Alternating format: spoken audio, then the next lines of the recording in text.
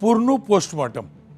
દરેક પૂર, દરેક આફત, દરેક સમસ્યા એનું પોસ્ટમોર્ટમ કરવું જરૂરી હોય છે અને આફતમાંથી શીખ મેળવવી જરૂરી હોય છે. એ હકીકત છે કે અનેકવાર આફતો આવે છે, આપણે શીખતા નથી. 2006ની અંદર સુરતની તાપી નદીમાં પૂર આવ્યું અને એ વખતે ઉકાઈ ડેમમાંથી સમયસર પાણી નહીં છોડાયેલું. જ્યારે છોડવામાં આવ્યું ત્યારે ઘણો વિલંબ થઈ ચૂક્યો હતો. 10-12 લાખ ક્યુસેક પાણી છોડવામાં આવ્યું, સુરત ડૂબ્યું હતું. એમાંથી આપણા પ્રદેશમાં અલગ અલગ ઠેકાણે શીખ લેવાની જરૂર હતી, પણ આપણે શીખ ના લીધી. સુરતના લોકોએ પણ શીખ ના લીધી અને તાપી નદીનું આજે પણ ડ્રેઝિંગ નથી થયું. આજે પણ તાપીની આજુબાજુમાં એ જ પ્રકારના દબાણો છે. ખેર, વાત વડોદરાની જ કરવી છે, કારણ કે વડોદરામાં તાજેતરમાં પૂર આવ્યું છે. એટલો ઝાઝો વરસાદ વડોદરામાં નહોતો, છતાં પણ પૂર આવ્યું. પૂર કેમ આવ્યું એ જાણવું છે. સાથે જ પૂર આવ્યું એ દિવસો જે હતા એમાં કેવું કાર્ય થયું એ જાણવું છે. કેવું સારું કાર્ય થયું એ પણ જાણવું છે. કેવું કાર્ય થવું જરૂરી હતું ને ન થયું એ પણ જાણવું છે. અને એ જ જાણવા હું આજે જાતે વડોદરા ગયેલો અને આખી જમીનની હકીકત જાણી છે. શરૂઆત કરીએ વડોદરામાં પૂર કેમ આવે છે એનું કારણ. આપણે તમામ લોકો જાણીએ છીએ. ગ્રાફિકલી જોજો, વિશ્વામિત્રી નદી જે વડોદરાના મધ્યમાંથી પસાર થાય છે. અહીંયા ફૂલ સ્ક્રીન એ અલગ અલગ જે 4 મુદ્દે ચર્ચા કરવી છે એ 4 મુદ્દા આ છે. પહેલો મુદ્દો એ હતો. બીજો મુદ્દો છે પૂર આવવાથી લોકોને કેમ પડી છે પરેશાની, એ બીજો મુદ્દો છે. ત્રીજો મુદ્દો છે પૂર ટુરિઝમ બંધ કરવું કેમ જરૂરી છે, કેટલી દુર્ઘટનાઓ થાય છે એના કારણે અને કેવા ખેલ થાય છે. અને ચોથી મુદ્દો છે પૂર બાદની સ્થિતિ છે શું, કેવી સ્થિતિ હોય પૂર બાદની અને કેવી રીતે એમાંથી બહાર નીકળી શકાય. શરૂઆત પૂર કેમ આવ્યું એની વાત કરી લઈએ તો વિશ્વામિત્રી નદી જે આપ ફૂલ સ્ક્રીન જોશો, આ પાવાગઢ જે છે ત્યાંથી વિશ્વામિત્રી નદી નીકળે છે. પાવાગઢની આજુબાજુથી નીકળે છે અને એ સીધી જે 40થી 50 કિલોમીટરનો વિસ્તારના પાણીને લઈને આગળ વધે છે. આ જ પાણીમાં વચ્ચે આવે છે આજવા સરોવર. આજવા સરોવરનું પાણી ભરતા નદી ગાડી તૂર બને છે. આ પાણી દુમાળ સુધી પહોંચે છે. અહીં વાઘોડિયા પંથકથી સૂર્યા કોતરનું પાણી પણ ત્યાં ભરે છે અને એ પાણી ત્યાં ભળતા નદી વધુ રૌદ્ર સ્વરૂપ ધારણ કરે છે. આ બધું પાણી એકઠું થઈ નેશનલ હાઈવેની નીચેનો જે બ્રિજ છે ત્યાંથી એ પ્રવેશે છે વડોદરામાં. બાદમાં ત્યાંથી શંભા, બુડા સર્કલ, કમાટીબાગ, કાલાગોડા સર્કલ, અકોટા, વડસર સુધીમાં બંને કાંઠાના વિસ્તારમાંથી ઘૂસીને એ આગળ વધે છે. પૂરનું પાણી વડોદરાથી કલાલી થઈને પાદરા નજીક પિંગલવાડા પાસે ઢાઢર નદીમાં ઠલવાય છે અને છેલ્લે ઢાઢર નદીના પાણી જંબુસર પાસે કાવી કંબોઈ ખાડીમાં સવાઈ જાય છે. અને આ વખતે એટલે જ માત્ર વડોદરાની ચર્ચા વડોદરાની થઈ, પણ જંબુસરે પણ એટલી નુકસાની ભોગવી છે. જંબુસરના વિસ્તારની અંદર પણ એ પ્રકારની સ્થિતિ થઈ છે. જે પૂરના દિવસની વાત કરીએ તો પૂરના દિવસે આજવા ડેમમાં પાણીની સપાટી સરેરાશ અંશતઃ 212 ફૂટની હોવી જોઈએ. ડેમની કેપેસિટી 214 ફૂટની છે. ડેમનું જળસ્તર જાળવવા માટે ડેમના 62 દરવાજા વિશ્વામિત્રી નદીમાંથી ખોલી પાણી છોડાયું. વિશ્વામિત્રી નદીની ભયજનક સપાટી 26 ફૂટ છે. વડોદરામાં પાણી છોડતા પહેલાં 2005માં પણ નદીની સપાટી 37 પહોંચી હતી અને નદીના પાણી વડોદરામાં ઘૂસ્યા હતા. આ વખતે એના કરતાં પણ ગંભીર સ્થિતિ સર્જાઈ છે અને મને આજે અનેક લોકોએ કીધું છે 2005માં જે વિસ્તારોમાં પાણી નહોતા પહોંચ્યા ને એ એવા અનેક વિસ્તારો છે જે આ વખતે ડૂબ્યા છે.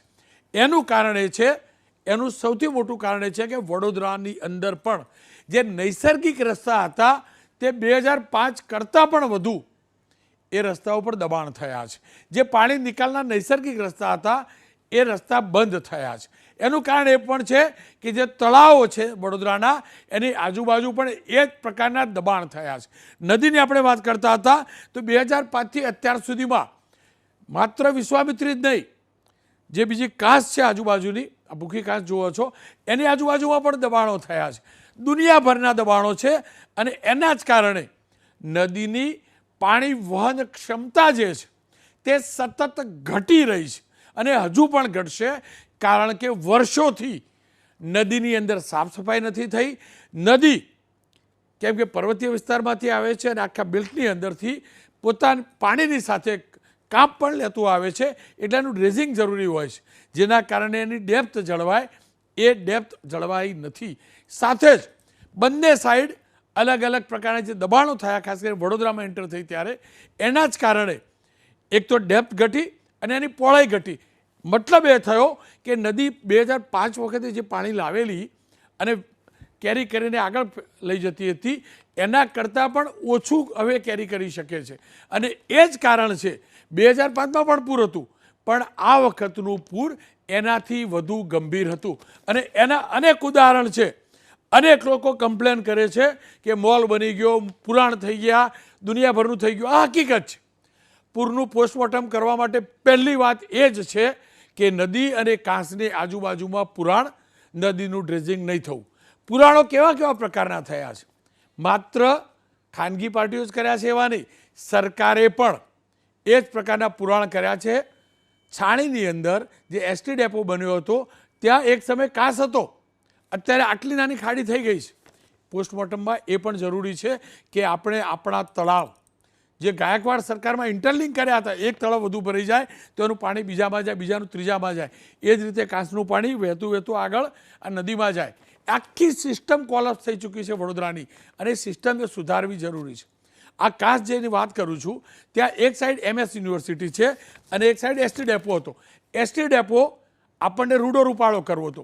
ખાનગી પ્રાઇવેટ પાર્ટીને એસટી ડેપો ડેવલપ કરવામાં આવ્યો PPP ધોરણે. અને નેચરલી ડેવલપ કરે તો નફો કમાય. નફો કમાવા માટે દુનિયાભરના નિર્માણ થાય. આજે મેં ત્યાંની મુલાકાત લીધી તો એસટી ડેપોનું આખું જે ભોયતળિયું છે એ આખું પાણીથી છલોછલ ભરેલું હતું. આ દ્રશ્યો સવારના 8-9 વાગ્યાના છે. પંપ ત્યાં મૂક્યા છે, કદાચ હવે નીકળતું હશે. પણ આ જ એસટી હતું પહેલાં, બસ સ્ટોપ હતું જ, બસ આવતી જતી હતી, પણ અહીંયા આખું કોમર્શિયલ એમ્પાયર ઊભું કરી દેવામાં આવ્યું છે. શું સ્થિતિ થઈને એ જોઈ લો. પાણી ચોક્કસથી ઉતરવાની શરૂઆત પણ થઈ છે, ઉતરી પણ ચૂક્યા છે, પરંતુ અનેક પાર્કિંગ એવા છે જે પાણીમાં હજુ પણ ગરકાવ છે. આ એસટીનું જે બસ સ્પોટ છે એનું આ દ્રશ્ય જોઈ શકો છો. આ પાર્કિંગનો એરિયા છે. પાર્કિંગના એરિયાની અંદર જળબંબાકાર છે, હજુ પણ પાણી ભરેલા છે. મોટા મોટા પંપ અને સિસ્ટમ લગાવવાનો પ્રયાસ થઈ રહ્યો છે, જેના થકી પંપ મારફતે પાણી નીકાળવાનો પણ પ્રયાસ થઈ રહ્યો છે. પાણી નીકાળવામાં આવી રહ્યું છે. કોઈ જાણતું નથી કે પાર્કિંગની અંદર કેટલા વાહનો હજુ પણ ડૂબેલા હશે, અને સવારથી જ એ ડૂબેલા વાહનો જે હશે એની હાલત શું હશે આપ સમજી શકો છો. પાર્કિંગ અહીંયા બનાવવામાં આવ્યું હતું. આ બસ સ્પોટ જે જૂનું એસટી ડેપો જે હતું એને નવું રૂડું રૂપાળું નામ આપવામાં આવેલું બસ સ્પોટ. અને બસ સ્પોટ પણ બન્યું તો ક્યાં, જે કાંસ છે, જે ભૂખી કાંસ છે, ભૂખી કાંસની ઉપર ઘણું એવું નિર્માણ થયું છે, અને એ નિર્માણ ઉપર પાર્કિંગ બનાવવામાં આવ્યું, સાથે બસ સ્પોટ બનાવવામાં આવ્યું, શોપિંગ સેન્ટર બનાવવામાં આવ્યું. અને બરોડાની અંદર, વડોદરામાં જે પૂર આવે છે ને એનું સૌથી મોટું જો કોઈ કારણ હોય તો આ પ્રકારની કાંસ, તળાવ, નદીનો કિનારો, આ તમામ ઠેકાણે જે ગેરકાયદેસર નિર્માણ કરવામાં આવ્યા છે એ જ કારણ છે કે પૂર આવે છે. પાણીની જે વહન ક્ષમતા છે નદીની એ ઓછી થાય છે, કાંસની ઓછી થાય છે. સૌથી મોટી સમસ્યા અને સવાલ પણ એ છે કે બિલ્ડર્સ, પ્રાઇવેટ ડેવલપર્સ આ બધાને ખુશ કરવા માટે એ એસટીનો ડેપો હોય, એની જગ્યા હોય, વેચવામાં આવી, PPP ધોરણે આપવામાં આવી કેટલેક ઠેકાણે, અને મન ફાવે એટલું નિર્માણ બિલ્ડર્સે કર્યું. અને એ જ કારણ છે કે વડોદરા આ વખતે ડૂબ્યું છે. માત્ર વડોદરા જ નહીં, તમામ શહેરોની અંદર આ જ પ્રકારે બસ સ્પોટ ડેવલપ કરવામાં આવ્યા છે. અને જે પણ ડેવલપર છે એમને બસની અવરજવર માટે જગ્યા ઓછી અને કોમર્શિયલ એક્ટિવિટી માટે જગ્યા વધુ રાખી છે. એટલું જ નહીં, અહીંયા તમે જે જોયું એ પ્રકારના નિર્માણ થયા છે. અને એ જ કારણ છે કે ચોમાસું આવે, નદીમાં પાણી વધે અને આ પ્રકારની આફત સતત વધતી રહે છે. એક લાઇનમાં કહીએ, એક લીટીમાં કહીએ તો આફતને આમંત્રણ આપવાનું કામ આપણે જ કર્યું છે, જેનું સૌથી વરવું ઉદાહરણ વડોદરાનો બસ સ્પોટ છે. PPP મોડેલે જ વડોદરામાં હરણીબોટ કાંડ સર્જાયેલો, અને એ જ PPP મોડેલ પ્રમાણે જ તળાવને ડેવલપ કરવા આવેલું. કેટલા જીવ ગયેલા આપણે જાણીએ છીએ. ખેર, આ તો થઈ પૂર આવવાના કારણની વાત. હવે સમજવું, જાણવું જરૂરી છે. જ્યારે પૂર આવે છે, લોકોને સૂચના આપવામાં આવી હતી, હકીકત છે કે પૂરના પાણી આવશે, પણ દરેક વ્યક્તિ એ સમજતો નથી કે કેટલું આવશે પાણી. પણ પ્રશાસનની જરૂર છે. પ્રશાસન એલર્ટ રહે, નાગરિકો એલર્ટ રહેવું જ જોઈએ, પણ પ્રશાસન પણ એલર્ટ હોવું જોઈએ. વડોદરાનું પ્રશાસન એલર્ટ નહોતું. હું ડંકાની ચોટ ઉપર કહું છું, વડોદરા કોર્પોરેશન ડિઝાસ્ટર મેનેજમેન્ટ બધી જાણકારી હતી, પણ જ્યારે લાગ્યું ને કે હવે છેડો આવી ગયો એટલે ભૂંગળું લઈને નીકળી ગયા હતા મેયર મેડમ જાહેરાત કરવા, ખસી જાઓ ખસી જાઓ ખસી જાઓ. પણ મેયર મેડમ, ડિઝાસ્ટર મેનેજમેન્ટમાં તમારું કોર્પોરેશન શૂન્ય હતું. અને એનો મોટો પુરાવો રજૂ કરું છું. તમારા શહેરની અંદર લોકો 4-4 દિવસ સુધી કેમ પાણીમાં ડૂબ્યા, કેમ બહાર ના કાઢી શક્યા? આર્મી અને SDRF બહાર કાઢ્યા છે, તમારા કોર્પોરેશને નહીં. કારણ કે તમારી પાસે એક બોટ સુદ્ધા નહોતી.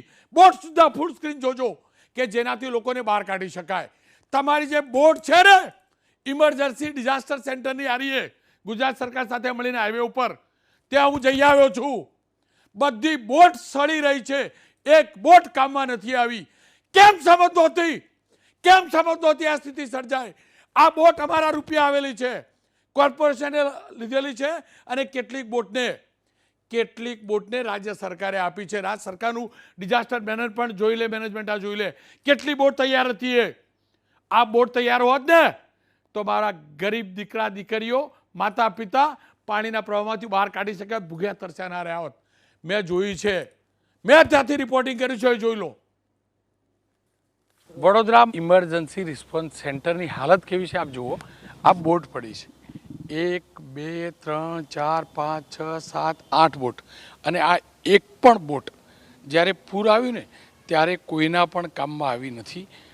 આ જ બોટ જો એ વખતે સારી સ્થિતિમાં હોત તો સ્વાભાવિક રીતે જ લોકો જે ફસાયેલા હતા એમનું રેસ્ક્યુ કરવું હતું, એમનું રેસ્ક્યુ કરવાની અંદર મદદરૂપ થઈ શક્યા હોત. હાલત જોજો બોટના એન્જિનની તો પછી વાત કરીએ, પણ એના ટાયરની હાલત જુઓ, એના એન્જિનની તમને હાલત બતાવવાનો પ્રયાસ કરીશ, એ પણ જોઈ લો.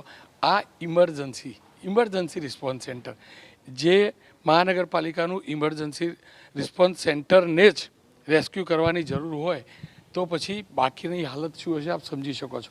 માત્ર આ 7-8 બોટ જ નહીં, આખા ઇમરજન્સી રિસ્પોન્સ સેન્ટરમાં અલગ અલગ જે ઇક્વિપમેન્ટ્સ રાખવામાં આવ્યા છે એના ઉપર નજર કરીશું. સામે પણ જે બોટ પડી છે એની હાલત જુઓ તમે. જેટલી પણ બોટ પડી છે એ બધી બોટ કન્ડમ થઈ ચૂકી છે. આ બોટ કેમ લાવવામાં આવી? આ બોટ એટલા માટે જ લાવવામાં આવી હોય કે જ્યારે પૂરની સ્થિતિ આવે, લોકોને રેસ્ક્યુ કરવાના હોય ત્યારે કામ લાગે. આ વડોદરા હાઈવે ઉપર જે કોર્પોરેશન ઇમરજન્સી સેન્ટર છે એના દ્રશ્યો છે, અને હું ત્યાં આવેલો છું. આ 1-2 બોટ પડેલી છે જુઓ, એના પછી બીજી બોટ પણ જોજો. આ જે બધી બોટ છે એ છેલ્લા 2 દશકમાં આવેલી છે, અને ઘણી બોટ તો જે મને જાણકારી મળી છે 2016માં આવેલી બોટ છે. આ એક પણ બોટ વર્કિંગ કન્ડિશનમાં નથી. બોટ. હવે બોટ વર્કિંગ કન્ડિશનમાં નહોતી. આ સંજોગોમાં વડોદરા શહેર ભાજપના પ્રમુખ મંત્રીઓને લઈ ફ્લડ ટુરિઝમ માટે નીકળ્યા. મંત્રીઓ સમીક્ષા માટે ગયા હતા, પણ ડમ્પર લીધું, ડમ્પરના બોનેટ ઉપર મંત્રીઓને બેસાડ્યા. તમારે સમીક્ષા કરવી હોય તો ડમ્પરની અંદર બેસો ને, પણ એટલે બેસવામાં આવ્યા કે આગળ પાછું એક ટ્રેક્ટર રાખેલું, એટલે સાહેબોના ફોટા પડે.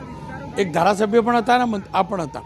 સમસ્યા જ્યારે છે ત્યારે એક નેતાએ બહાર ફરવા જવાની પછી જરૂર છે, અને જાઓ તો જોડે લોકોની મદદ માટે જાઓ ને.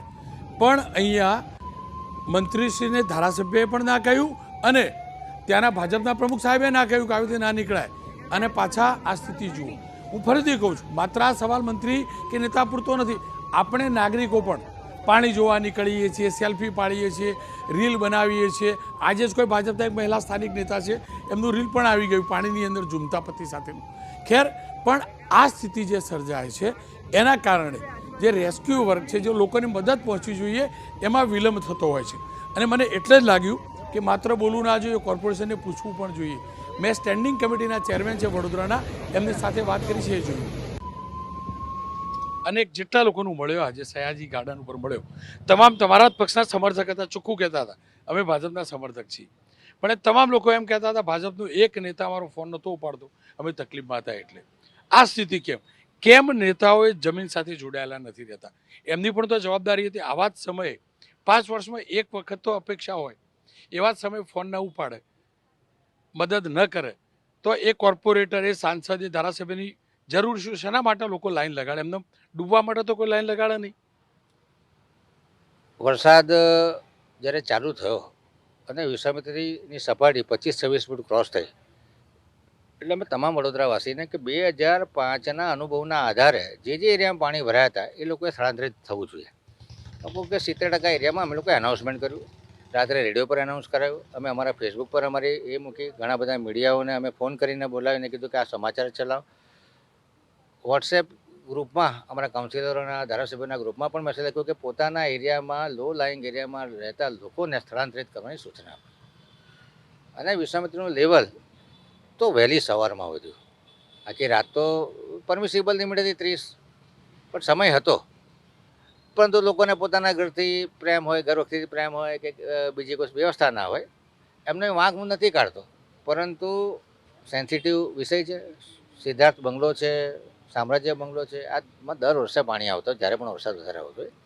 એટલે લોકો પણ થોડા તંત્રની સૂચનાનું પાલન કરે. લોકોએ કરવું જોઈએ. જો પણ અટવાયા પછી અપેક્ષા તો રાખે ને, જનપ્રતિનિધિ ફોન ન ઉપાડે. મને લોકોના ફોન આવેલા, મેં તમારા જ પક્ષના ધારાસભ્યને મેં ફોન કરેલો. તમને દુઃખદ આશ્ચર્ય થશે, 24 કલાક પછી એ લોકો અટવાયેલા હતા, ફસાયેલા હતા, રેસ્ક્યુ નહોતું થતું. 24 કલાક પછી કોર્પોરેશનમાંથી ફોન જાય કે તમે કંઈક ફોન કરેલો સાચું હતું. આ જો સ્થિતિ હોય તો સામાન્ય નાગરિકની હાલત શું કરી છે? આ કોર્પોરેટર મને સમજાવો, ધારાસભ્યોએ શું કર્યું છે?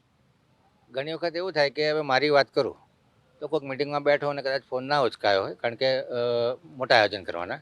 પણ મેં બને ત્યાં સુધી 100% ફોને 100% વોટ્સએપ જોવાની પ્રામાણિક કોશિશ કરી. શીતલભાઈના જવાબ મળ્યા. અનેક લોકોએ મને કહ્યું, શીતલ મિસ્ત્રીએ અનેક ફોન ઉપાડ્યા, એ ફોન પ્રમાણે કામ પણ થયા. પણ અનેક એવા કોર્પોરેટર છે, અનેકની મોટાભાગના ધારાસભ્યો, તો આ પ્રકારની વર્તણૂક પર તો યોગ્ય નહીં. લોકોનો આક્રોશ ન હોવો જોઈએ, એ ગુસ્સો સડક પર ન ઉતરવો જોઈએ, સાચું છે. પણ જો ધારાસભ્ય કોર્પોરેટર આવા સમયે મદદ ન કરે, લાઈન લગાડે, એ દુનિયાભરની તકલીફો વેઠીને બી ચૂંટણીના ટાઈમે લાઈન લગાડતો હોય મતદાતા, અને આવા સમયે જો કોર્પોરેટર કે જનપ્રતિનિધિ કામ ન લાગે શું કરવાનું? આપે કીધું એમ કે જ્યારે એક સામટા ચારે બાજુથી ફોન આવે, કોઈ એક વ્યક્તિની તકલીફ હોય તો માણસ એક બે વખત જવાબ આપે, અને એને અનુભવ સારો ના થયો હોય કે આપણી પાસે ટાચા સંસાધનો છે કે બોટો ઓછી છે, ફોન ઉચકીને પણ આપણે ડિલિવર નથી કરી શકવાના, અથવા ફોન ઉચકીને અધિકારીઓના ફોન પણ બિઝી છે, તો આવા વખતે અમારા સભાસદશ્રીઓ અથવા નેતાઓ થોડા છોભીલા પડતા હોય છે, થોડા ગભરાઈ પણ જતા હોય કે સાલું આપણે તમારા શહેરના ભાજપના પ્રમુખ તો ફોટો પડાવતા હતા પેલા ડમ્પરના બોર્ડ ઉપર બેસીને. ત્યાં તો શોભીલા પડતા નતા. તે પ્રમુખને તો ખબર હોવી જોઈએ ને કે રોડ ઉપર કેવી રીતે નીકળાય. ન નીકળાવો તો ચાલતે ફોટા પડાવવા કરતા. મેં કીધું એમ કે જ્યારે કેલામિટી હોય ને ત્યારે બધું સડન 500 ફોન આવે, એ 500 ફોન તમને બી 500 ફોન એના એ જ નાગરિકોના હોય, બીજા 500 ફોન. એટલે શું થાય કે ફાયર ડિપાર્ટમેન્ટ ફોન આવે એટલે બધા કે સનરાઈઝ બંગલો, સિદ્ધાર્થ બંગલો હોય. સિદ્ધાર્થ બંગલાવાળામાં 50 મકાન હોય, 50 મકાન 50 એને ફોન કરે. એટલે આવતા હોય એકની જ જગ્યાના ફોન. ફોટા પડાવવાની વાત કરું, અને હું કાયદેસર હું ડંકાની ચોટ ઉપર કહું, નેતાઓ તમાશો કરેલો ફોટા પાડેલા તમારા પક્ષના. અને જવાબદાર તમારા શહેરના પ્રમુખ એટલે હતા, પેલા 2 મંત્રી બહારથી આવેલા હતા. શહેર ભાજપનો પ્રમુખ વડોદરાનો તો એને ખબર હતી ડૂબેલું છે. ઉડ ઉપર બેસવાનો શું શોખ ભાઈ? અંદર બેસીને ફરવું હતું તો નીચે તો ઉતરતા નહોતા. સમીક્ષા કરવા નીકળતા કે કયા એરિયામાં કેટલા પાણી ભરાયા છે. સમીક્ષા અંદર બેસ. ખેર, આ તો થઈ એ દિવસની વાત. હવે વાત પુનઃવસનની કરીએ, સ્વચ્છતાની કરીએ. તો એ હકીકત છે કે છેલ્લા 24 કલાકની અંદર વડોદરામાં જબરજસ્ત કાર્યવાહી થઈ છે. સ્વચ્છતા અભિયાન આગળ વધ્યું છે, પાણીના નિકાલ માટેના પ્રયાસ થઈ રહ્યા છે, અને ત્યાં સુધી કે સારી વાત એ છે કે ગણેશ ઉત્સવની તૈયારી પણ થઈ રહી છે. લોકો વિઘ્નહર્તા દેવને પ્રાર્થના કરી રહ્યા છે આ વિઘ્નમાંથી બહાર નીકળીએ. ગઈકાલે ગૃહ રાજ્યમંત્રી હર્ષ સંઘવી મધરાત્રિએ વડોદરા પહોંચ્યા, તમામ ઝોનમાં ફર્યા, તમામ ઝોનના અધિકારીઓ સાથે બેઠક કરી. એટલું જ નહીં, સફાઈ કર્મચારીઓને મળ્યા, સફાઈ કર્મચારીઓના ખભા ઉપર હાથ મૂકી એમને પ્રોત્સાહિત પણ કર્યા. આ પદ્ધતિ છે, આ પદ્ધતિ શરૂ થઈ છે. ખુદ મુખ્યમંત્રી ગયા છે, મુખ્યમંત્રીએ હૈયાધારણા પણ આપી છે, મેડિકલ ટીમો પણ ઉતારી છે, એ પણ હકીકત છે. અને સફાઈ અભિયાન મેં આજે જોયું છે. રાતની વાત એ પણ રહી કે આજે સૂર્યપ્રકાશ પણ નીકળ્યો, તડકો પણ નીકળ્યો, એટલે જે ગંદકી થવાની આશંકા હતી એમાં ઘટાડો થયો છે. પાવડરનો છંટકાવ રાતભર થયો છે. જ્યાં ખાડા હતા એ ખાડા પૂરવાનો પ્રયાસ પણ શરૂ થઈ ચૂક્યો છે. જોકે સારી વાત એ પણ છે કે વડોદરામાં આ વખતે આટલો પૂરનો પ્રચંડ પાણીનો પ્રવાહ છતાં પણ પ્રમાણમાં ખાડા ઓછા પડ્યા છે. પણ આપ દ્રશ્યો જોઈ શકો છો, હર્ષ સંઘવી ગઈકાલે ગયા અને કેટલી ત્વરિતતાથી કાર્ય થયું. હું એ જ કહેવા માગું છું કે ફ્લડને ગંભીરતાથી લેવું જરૂરી છે. ફ્લડ ન આવે એ પહેલી પ્રાથમિકતા હોવી જોઈએ.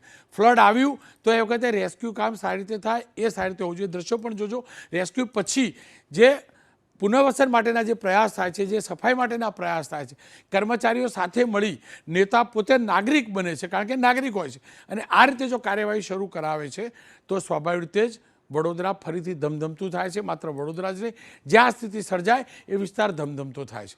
તમામ નાગરિકોએ પણ, હું ફરીથી કહીશ, જે થવાનું તે થઈ ગયું છે, હવે એમાંથી શીખ મેળવીશું. આપણે પણ આપણું ફર્નિચર ગુમાવ્યું હશે, ઘરનો સામાન ગુમાવ્યો હશે, પણ આવી સ્થિતિ સર્જાય ત્યારે પ્રશાસનની સૂચનાઓનું પાલન કરીએ. આવી સ્થિતિ સર્જાય ત્યારે કોઈ ફોટો સેશન કરવા ન જાય. આવી સ્થિતિ સર્જાયા બાદની જે દિવસો છે ત્યાં પુનર્વસન જલ્દી થાય, લોકોની સમસ્યાનો નિકાલ જલ્દી આવે, લોકોને વળતર જલ્દી મળે, રાહત જલ્દી મળે, સ્વચ્છતા અભિયાન વધુ આગળ નીકળે. જે ગઈકાલે રાત્રે થયું એ જ પ્રકારની કાર્યવાહી હંમેશ થતી રહેવી જોઈએ, અને આ જ સાચું પોસ્ટમોર્ટમ છે. અને આ રીતે આપણે કરીશું તો પૂરના પ્રકોપથી પૂર આવે તે પહેલાં બચીશું. કદાચ પૂર આવી ગયું તો સરળતાથી રેસ્ક્યુ થશે, બોટ બધું રેડી હશે તો, અને ત્યારબાદ પાણી ઉતર્યા પછી ગંદકી નહીં ફેલાય, બીમારી નહીં ફેલાય, જો આટલી સતર્કતા રાખીશું.